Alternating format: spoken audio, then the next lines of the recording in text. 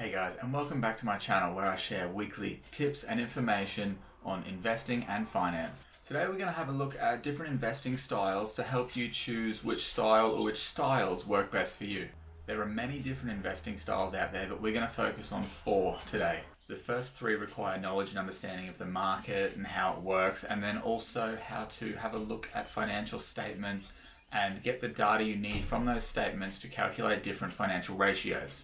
The 4th is probably the most simple. It's quite a passive approach and requires the least amount of effort for the investor who doesn't have the time to build all that knowledge or just wants simple, effective market exposure with their investments. So the first one is value investing. Now this one is probably the most well-known of the styles thanks to the likes of Benjamin Graham and Warren Buffett. In this style of investing, you're looking at buying stocks that are currently trading for less than their calculated intrinsic value. So to simplify that a bit, let's say you're looking at ABC stock and it's currently trading at $20.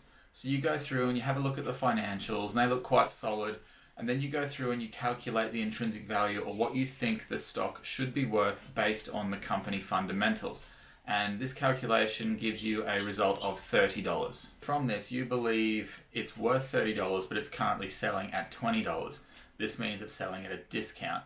And because you think it's worth more than it's currently selling for, you expect the price to rise over time from $20 to $30. So the value investors expect the market to eventually realize that this stock is selling for less than it should be.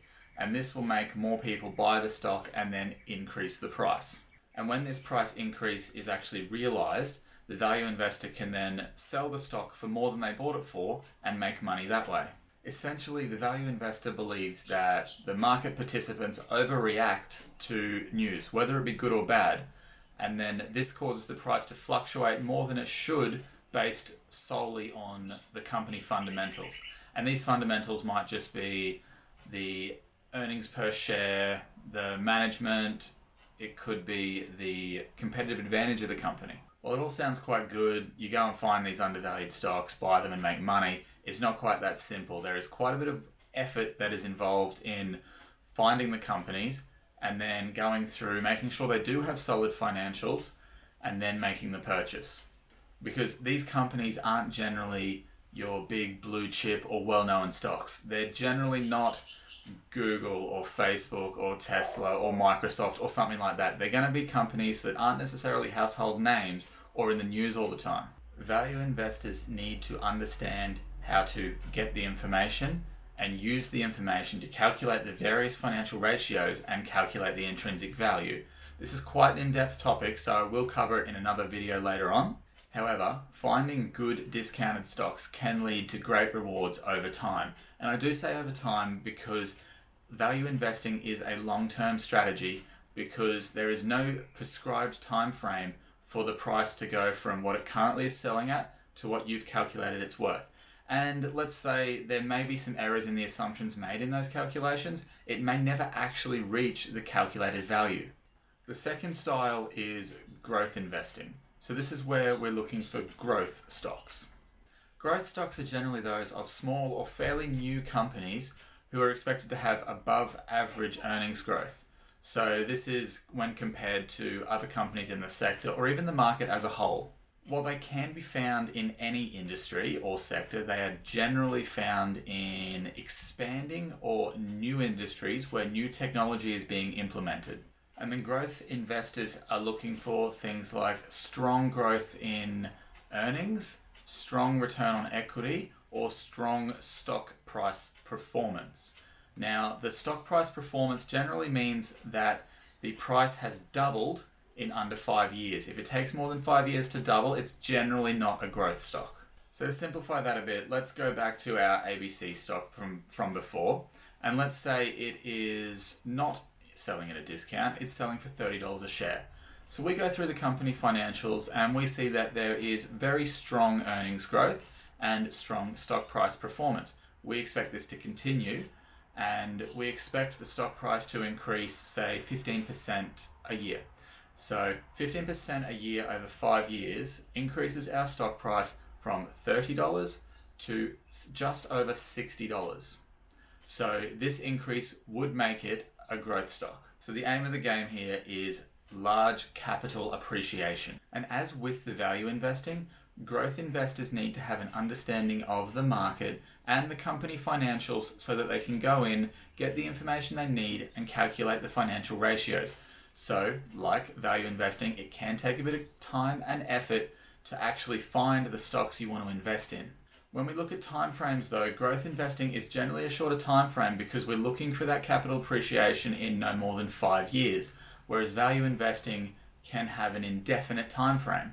The third style we're going to take a look at is momentum investing. Now this style varies greatly from value and growth investing. This style of investing centers around taking advantage of the momentum in share price changes. So highly simplified, it is buying the shares when the price is increasing and then selling as it peaks before it drops again. And returning to our ABC stock example from before, let's say it is at $60 and then the company has an unexpectedly positive earnings report. So we buy in at $60 and the price starts to rise and we ride that momentum wave upwards to $90. We sell at $90 and we've made 50% profit. Now after this $90, the price then drops because it corrects back to a normal level. This can be a very risky strategy because if we had have held past the $90 and held onto it during the correction, we lose a lot of our gains. Or perhaps we might jump in too soon before it is actually a momentum movement and it might just be a small correction and perhaps it's going to correct downwards. And if it is heading downwards and we don't close out our position soon enough, we can ride the momentum wave basically all the way down and lose a lot more money. Another thing to note is with momentum positions, we generally don't hold them overnight because if there's any unexpected news overnight, it can have a negative impact on the price of our shares. So if we're riding the wave up and then there is negative news overnight, it could cause the price to crash in the morning before we can get out, and then we don't get any of the gains and we may also lose money. So while it sounds pretty simple, buy in low, sell high, don't hold for too long, it can be very difficult to get right, so it is very risky. However, it can be the most rewarding, particularly in the short to medium time frames. The fourth style is a passive investment strategy, which is generally the simplest and most cost-effective for the majority of investors.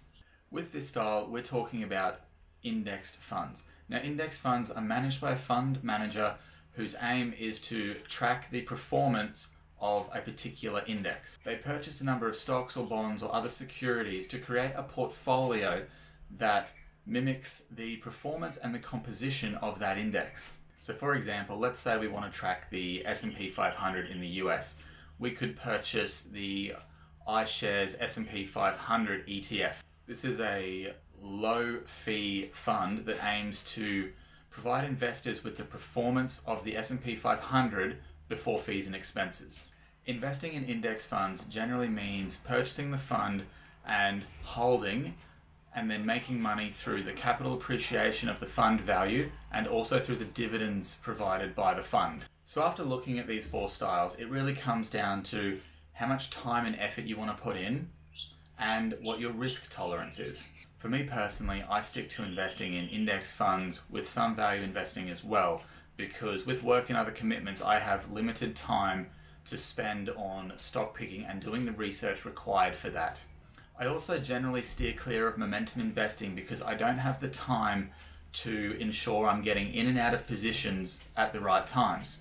And that's it for investment styles. There are many other styles out there, but the four we've covered today are probably four of the most common and most popular styles out there. If you want more tips on investing in finance, check out my Instagram. Cheers, bye.